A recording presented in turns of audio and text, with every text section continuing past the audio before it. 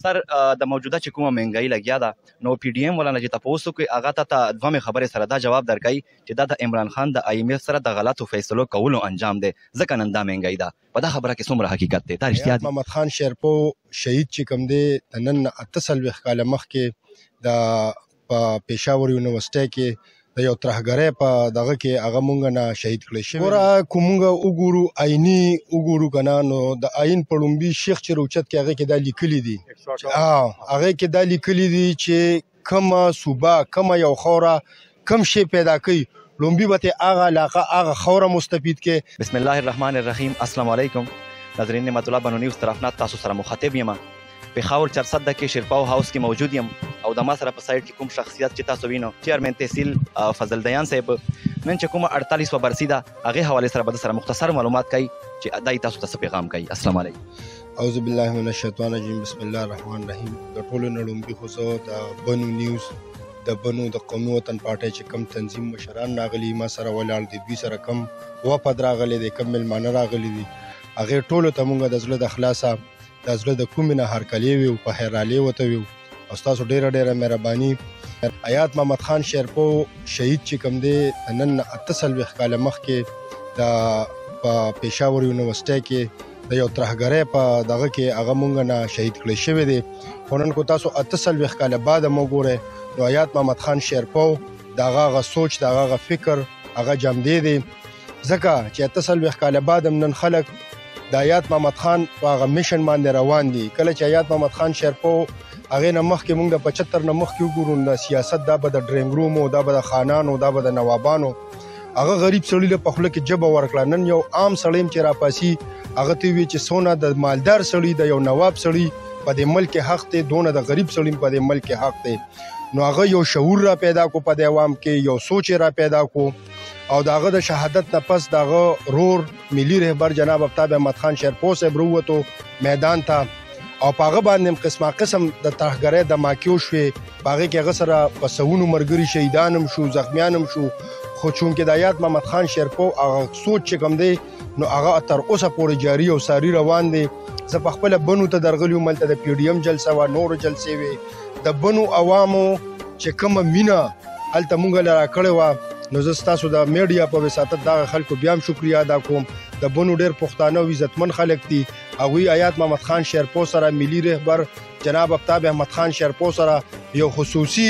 ربط دی او د هغې دا وجه ده چې نن به د هغه په 48 بروسۍ کې چې دی نو د بنو خلک موجود دي نو دا مونږ دپاره د فخر او د خوشحالۍ خبره ده او انشاءالله مونږ په دې ورځ باندې دا عهد کوو چې کوم د حیات محمد خان شیرپو سوچ دی دا به مونږ د ملي رهبر جناب افتاب احمد خان شیرپو جناب سکندر حیات خان شیرپو په مشرۍ کې انشاءالله پړوان دی بوزو او د هغه دا سوچ په انشاءالله کوڅې ته او کلي ته رسو. چې ستر لکه تا ته به پته وي او که نه په بنو کې د ګیس یوه اهمه ایشو ده چې هلته روانه ده. بنو کې په مختلفو تحصیلونو کې هلته کې درنې لګیا دي جلوسونه لګیا دي احتجاجونه لګیا دي. په شمالي وزیرستان په تحصیل شوه کې ګیس دریافت شوه ده چې په هغې باندې یو کوشش لګیا دی چې هغه پنجاب ته لاړ شي. نو سرجي هغو ټولو خلکو تاسو طرف ته سترګې دي ټولې پارټۍ په یو ځای شوي دي تاسو به سرجي هغو خلکو سره مرسته کوئ او که نه امن او د ګیس حوالې سره. ګوره که مونږ وګورو آیني وګورو که نه نو د آیین په لومبي شیخ چې روچت کې هغې کې دا لیکلي دي هغې کې دا لیکلي دي چې کومه صوبه کومه یو خوره کم شی پیدا کوي لومبي به ترې هغه علاقه هغه خوره مستفید کې چې کله هغه مستفید شي د هغې نه پس به هغه بیا ته د ملک په نورو برخو کې خورئ. دا د بنو د خلکو دا د وزیرستان د خلکو د کرک د خلکو دا یو بنیادی حق دی دا څه سوال نه دی دا مینت نه دی دا د هغوی حق دی او موږ غواړو چې دوی ته د ور د خپل کور په دلیز باندې د خپل حق ملو شي د درنو نه او په زور اخیستو نه چې بیا زموږ کو یو خوا وګورو نو په ملک کې حالات هم داسې دي دا کومه چې په دغه کې پولیس لاین کې دا دماکو شوه دا کم ټارګټ کلینګ چې شروع دی نو لکه دې وخت کې مونږ له دا وخت اجازت نه راکوي چې مونږ د درنې ورکو دې دپاره خو یو نااهل حکومت په دې صوبه کې تقریبا چې 9-10 کاله تیر کړه نو دا د هغوی ذمهواري وه چې دا پښتانه دا د بنو د وزیرستان د کرک د کوواټ چې د دغې خاورې دا خپل یو شی را پیدا کړی دی نو دا دې باندې د چا احسان هم نشته دا آیین دوی له دا حق ورکړی دی نو پکار دی چې دوی ته دا خپل حق د خپل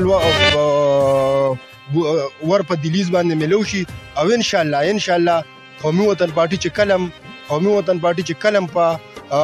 اقتدار کې راشي په دغه کې راشي نو په بنو کې او یا د پښتنو هغه کو د کې پی کې د کم زم دي کنه نو ان شاء الله قومي وطن پارټي د پښتنو د حقوقو لپاره به ان شاء الله په 1 نمبر او 2 قدم مخکې روان. سر د موجوده چې کومه مهنګائی لګیا ده نو پی ډی ایم ولانا چې تاسو کې هغه ته دوه خبرې سره دا جواب درکړي چې دا د عمران خان د آی ایم ایف سره د غلطو فیصلو کولو انجام دی ځکه نن دا مهنګائی ده په دا خبره کې څومره حقیقت دی دا رښتیا دي؟ نو دا هو اندر ریکارډ خبره ده خو میډیا هم دا یو معاهده وشوه دوی آی ایم ایف سره معاهده وکړه او بیا هغه معاهده په خپل ماتم کړه ټیک تا ملک دته چې کله پته ولګیدا چې یاره اوس زه نور په دې ملک نه چلیږم سیاسي قوتونه عوام را بیدار شو زما خلاف سړکونو ته وروته ګوره دا د چې کله حکومت او تاسو ګوره د عوامو په تاسو په بنو کې غټ احتجاجونه او سپورتس کمپلیکس کې زه په خپل درغلیو مغیلا په سواد کې شو په اسلام آباد کې شو په کراچۍ کې شو په لاهور کې شو نو کله چې د عوامو د سمندر د ولیدو په دې روډونو باندې نو ته پته ولګی چې یاره اوس زه نه چلیږم د چې کومه آی ایم ایف سره معاهده کړې وه د هغه د خلاف ورزي وکړه دته خو پته وه چې الریډي زه ختمېږم بل حکومت په راځي یو مشکل حالات یې په دې دغه کې را پیدا کو هغه خپل سیاست بچکولو دپاره ملک ډیفالټ راخته بوتو چې زما سیاست بچ شي خلک دا ووایي چېرې د عمران خان حکومت کې ګوره دونه ګراني نه وه دا خو جان بوجھ کې په دې خو تاسو زمونږ نه میډیا والا ښه پوهېږئ چې یو معاهده وشي او معاهده ته په خپله ماته کې نو د هغې به بیا دا اثرات وځي. مهرباني تشکر.